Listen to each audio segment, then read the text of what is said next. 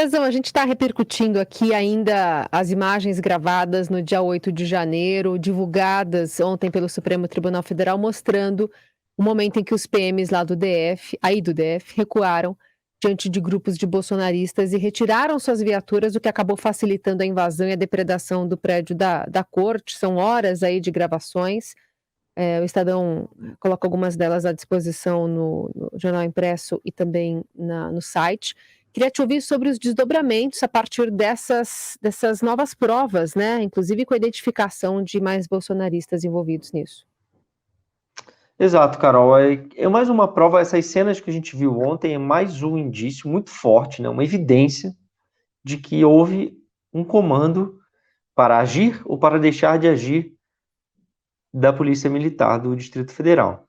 É o principal alvo da investigação até aqui, sobretudo porque existe um planejamento, Carol, de defesa de manifestações, um protocolo conjunto que envolve as forças federais e as polícias aqui locais do Distrito Federal, que é o governo local, e esse planejamento, como a gente viu, ele não foi executado como costumamos ver.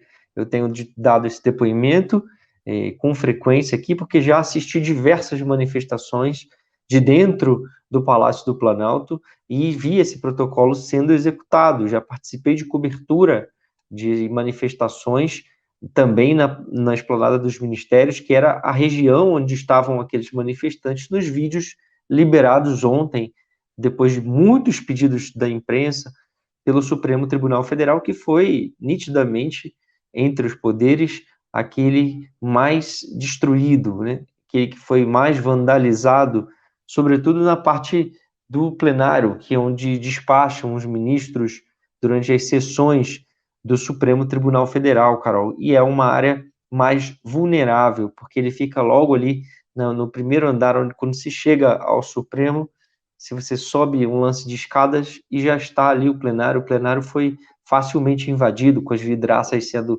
quebradas, não adiantou a blindagem dos vidros, coisa que eles estão, inclusive, discutindo reforço, mas há uma imagem que é crucial, que o Estadão destacou e que a gente precisa reforçar, que é a Polícia Militar na altura do Congresso, onde tinha um bloqueio, aquele bloqueio que antes era feito ali somente com algumas grades simples e não duplas em alguns trechos, apenas separadores, né, uns objetos que ajudam na orientação de trânsito, que são de plástico separando, ou seja, não era nem tudo de grade, e a polícia estava montando um bloqueio que durante um certo tempo dissuadiu, fez o seu papel, ela impediu, sem entrar no que eles chamam de engajamento direto entre os policiais e os manifestantes, que estavam até um certo momento parados, né? Estavam sem nenhuma atitude mais hostil, mas que já vinham com essa intenção de dar um golpe de Estado, então não era uma simples manifestação, eram golpistas, que eles estavam sem apenas olhando, mas com aquela presença ajudando a bloquear a passagem de uma certa forma. E num dado momento, chega uma viatura da PM, parece transmitir um comando, a gente não tem áudio, né? O vídeo é de vigilância, é de monitoramento de segurança, então não tem o diálogo completo, mas isso vai ter que ser objeto de apuração, um objeto de uma apuração, mais um elemento que traz a necessidade de se avançar essa investigação para entender o que ocorreu ali. A pessoa policial, deu um comando para que ele se retirasse, porque num simples momento exato momento que ele dá aquela declaração ali, faz um contato verbal, desce de uma viatura, um policial militar, parece orientar a tropa de choque, que tinha inclusive um Centurion, que é um daqueles carros blindados da Polícia Militar, aqui do Distrito Federal, e eles se retiram, né, sem reagir, sem impedir de alguma forma o que já ocorria, que era a invasão do Congresso Nacional. Eles inclusive aparecem já no teto, né, ao lado das cúpulas do Congresso. Eles saem dali. No momento que eles batem em retirada, se deslocam, desmontam esse cordão de isolamento, que ali havia, já com um efetivo pequeno, né, Carol, já dá para perceber até visualmente que é insuficiente para a quantidade de gente que estava ali na esplanada, eles facilitam, acabam facilitando ou permitindo, de certa forma, que os golpistas descessem, ganhassem terreno e se aproximassem do Supremo Tribunal Federal, da Praça dos Três Poderes, e dali eles não conseguiram mais nem sequer defender nada. Também havia uma linha de PMs à frente do Supremo, e também pequena, também aquém do necessário. Não havia, nessas imagens dá para ver que não havia cavalaria. Eu já escutei de um militar, Carol, que faz parte desses planos, que executou esse plano durante muitos anos aqui no Distrito Federal, não está mais nessa função hoje, que o necessário ali é ter a tropa de choque completa, dimensionada para a quantidade de manifestantes, e a cavalaria também atrás, nas linhas de defesa, né? E ali não havia também. E eles Sim. não conseguem segurar a invasão, obviamente, Carol. É uma cena que quem já viu manifestação, quem já participou de alguma manifestação, quem já cobriu de uma manifestação, sobretudo uma manifestação com aqueles intuitos declarados, é necessária uma explicação mais convincente do que é que a gente viu até agora, né? Você falou aí em ganhar terreno, né, especialmente na parte prática ali dessa invasão. Na parte política, queria que você também destacasse para a gente como é que o Centrão está querendo se espraiar aí por alguns lugares que tem bastante orçamento para esse ano de 2023 na gestão petista.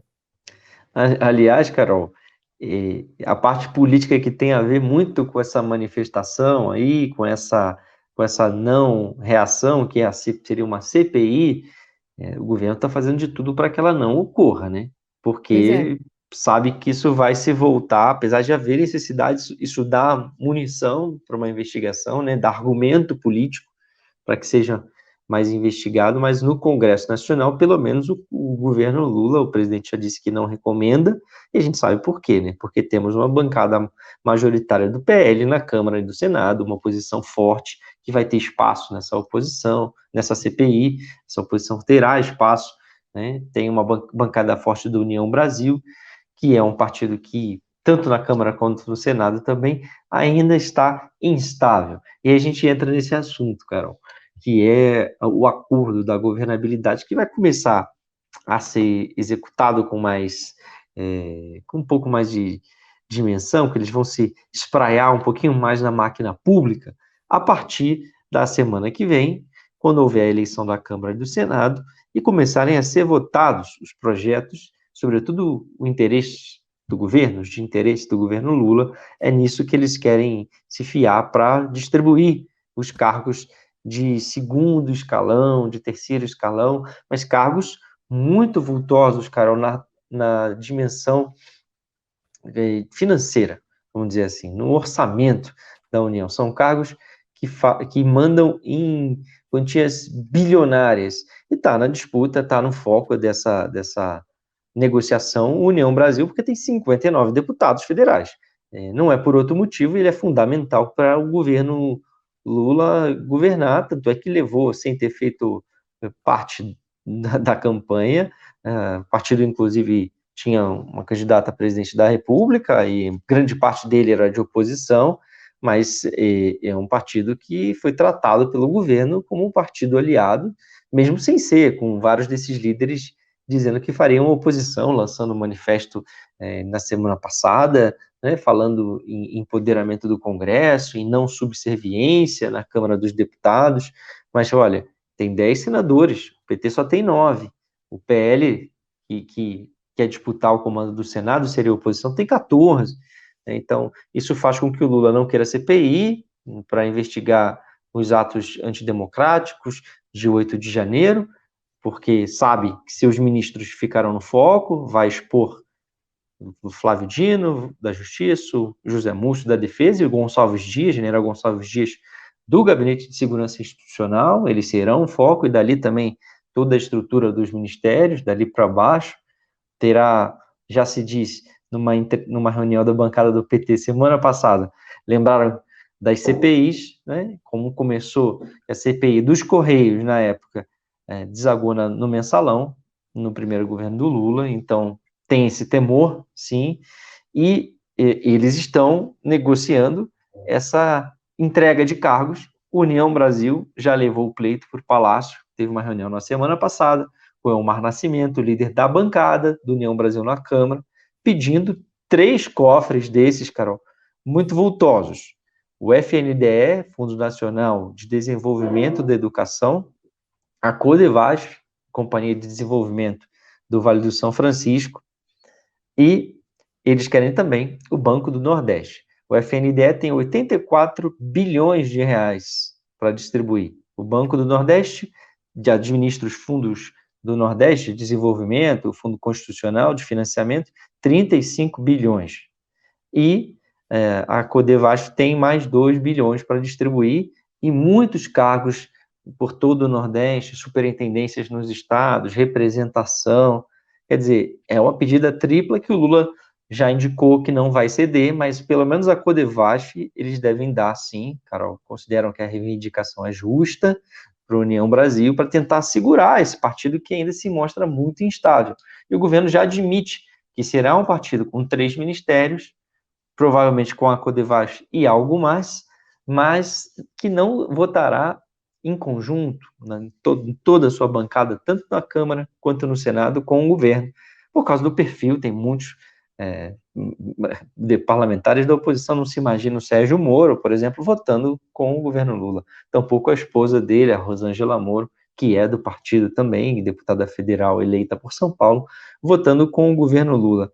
Mas essa é a negociação que está sendo feita. Tem o PT também que quer indicar o Banco do Nordeste, tem várias figuras influentes querendo indicar o próximo presidente do Banco do Nordeste. É um instrumento de crédito na região muito importante para o microcrédito, para fazer empréstimos de pequena monta para a população, fazer essa política de crédito. E essa negociação segue, Carol.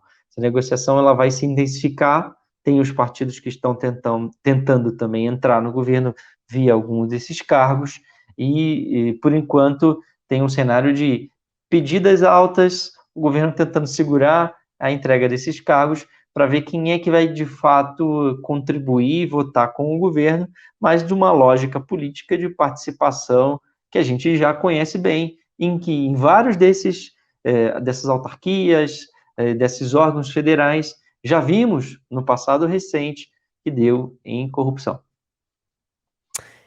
Felipe Frazão segue acompanhando tudo lá de Brasília. A gente volta a conversar semana que vem. Bom fim de semana, Frazão.